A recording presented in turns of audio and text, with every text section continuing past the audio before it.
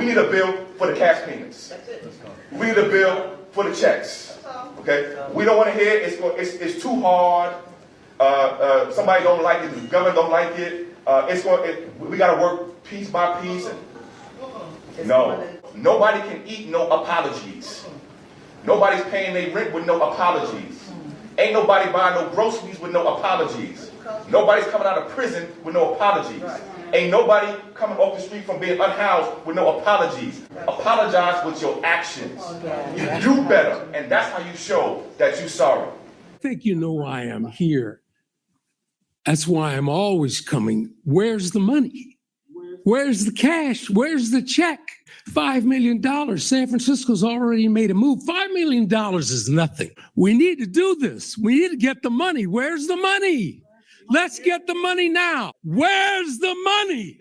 All these Negroes constantly saying, well, we don't need a bill. Okay, we need money. We want cash right now. I'm demanding it. That's not how reparations work. That's not how it worked for the Japanese. But many of these people don't know a basic understanding of civics, and they sure as heck don't know anything about politics. They just talking out of the hot air, right? They think that the more you scream to the sky, that somehow God is magically going to give you reparations. Hopefully we can end all this stupid nonsense of attacking Kamala Harris and working to see how we can get more out of her. She's the only one currently who is for reparation. Kamala Harris is not giving you reparations. Nobody is going to give you reparations, okay? Reparations is simply used as a political tool to keep black people voting for Democrats, thinking, hoping, wishing, praying that they're going to get this lottery ticket, and it's not going to happen, okay? But there's some people out there who believe that, hey, if you vote for Democrat, if you vote for Kamala Harris, that you might get reparations. She supports reparations. H.R. 40, which would create a commission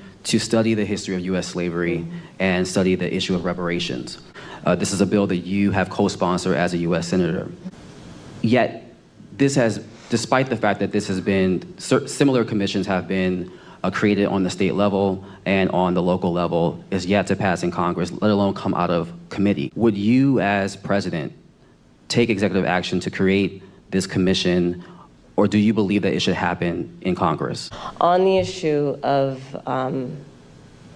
what we need to do going forward, look, first of all, we just need to speak truth about history in spite of the fact that some people are trying to erase history and try and teach our children otherwise. We need to speak truth about the generational impact of our history in terms of the generational impact of slavery, the generational impact of redlining, of Jim Crow law. I could go on and on and on. These are facts that have had impact. But part of what we can do right now is, for example, what I'm talking about in terms of building an opportunity economy. But do you have a position on whether that should happen, this commission should happen through executive order or via Congress? I think Congress ultimately will have the ability to do this work. I'm not discounting the importance of any executive action, but ultimately Congress.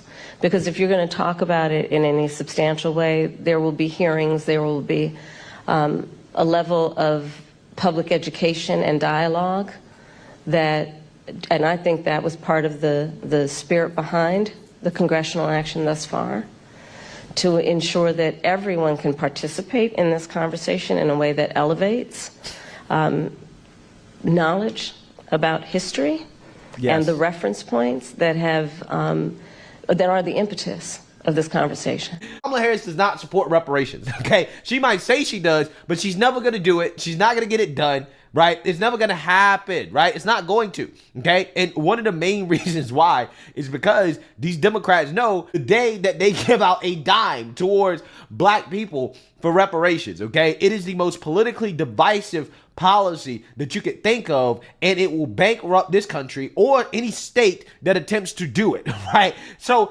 that's why it's not happening. The leaders of groups that are lagging are often themselves one of the biggest handicaps of those groups, because they have to depict the problems in ways that will allow them to play the role of rescuers. And so there'll be no talk about how you can do this or that for yourself. There'll be talk about what we can get the government to deliver for you. And usually that's a lot of words and things that have bad effects.